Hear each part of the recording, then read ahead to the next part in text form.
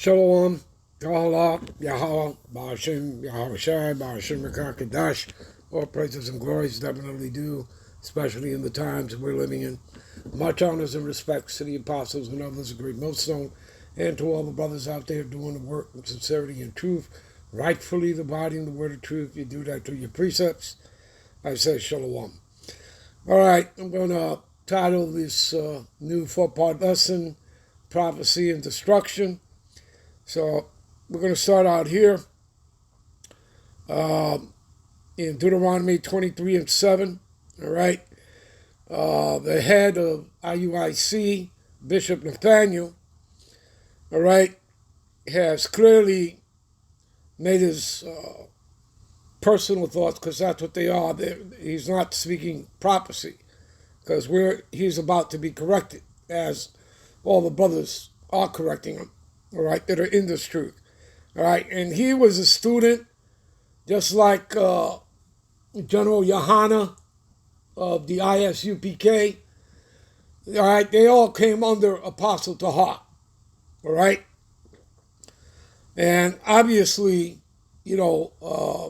both camps are under a 501c3. Okay, so they have that tax exemption. Okay, so basically they're serving the government. They're in cahoots with the government, all right, with Esau. All right, so anyway, what does it say here?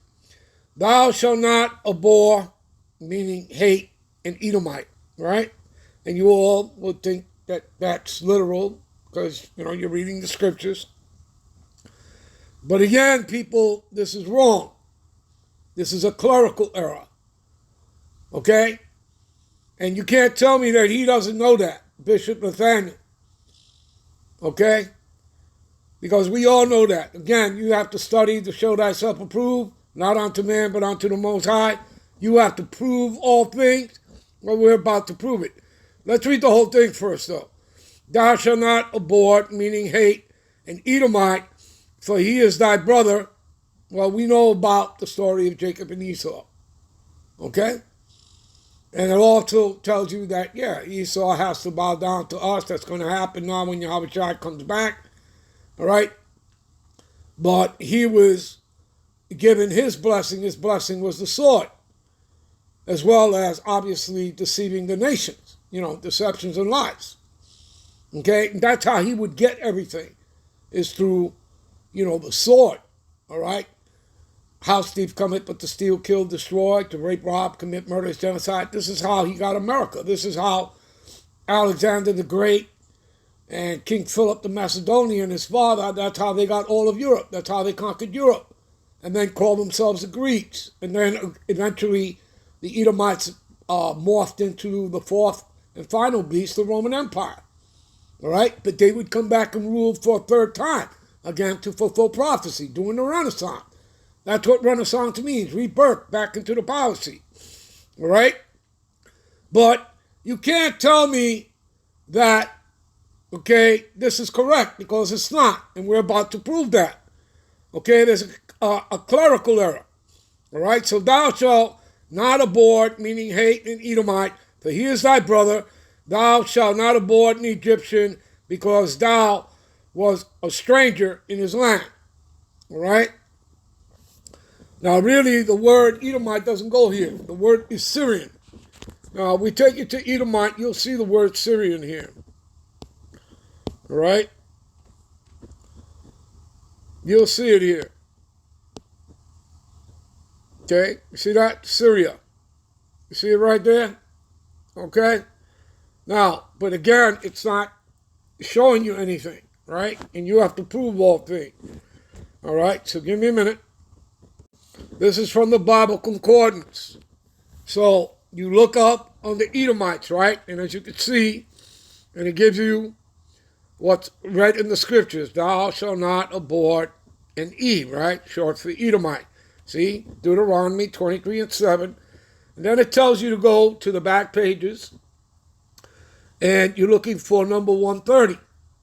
Now when you get to 130, it's going to refer you to another number, and this is in the Hebrew. So this will be in Hebrews 1:30, and it will refer you to another number, Hebrews 7:26, right? So we do that, right? Here we go here, all right? This is, right?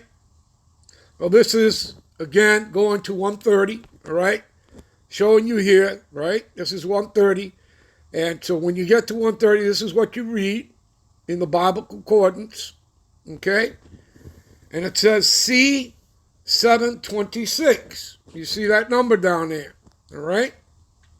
So we're going to go to 726. And what do you see? All right, at 726, it says clerical error. You see it right there for 130. And Edomite, as in Mart, is talking about Syrian. You see? That's the clerical error. All right? Edomite is not, it's not talking about Edomite, it's talking about Syrian. Do you people know why? If I asked you that question, the majority of you people wouldn't even know the answer to that. Well, first of all, the Assyrians had the northern kingdom, the 10 Indian tribes, under captivity. Just like the Egyptians, the Hamites, had all 12 tribes in captivity, right? For 400 years. Well, what do you think, like in today, in modern day today? You're in your captivity, right? You have Israelites that have married and had children with Edomites, right? Now again, those children are Israelites, because you are what your father is. You are the seed of your fathers. Okay? So when it's telling you that, it's because you have brothers and sisters among the other nations. You have Israelites. That's all it's telling you. Okay? And you would know that if you know the history. Okay? So among the Syrians, you have Israelites. Just like in Africa, we still have Israelites there. All right? Do you understand? They didn't take out all the Israelites out of West Africa. You understand? And Israelites are scattered into all nations.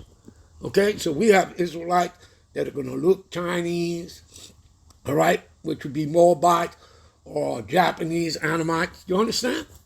Okay? Even amongst Esau. Okay? You understand that? All right? Anyway, we'll end this here. We'll be right back with part 2. Shalom.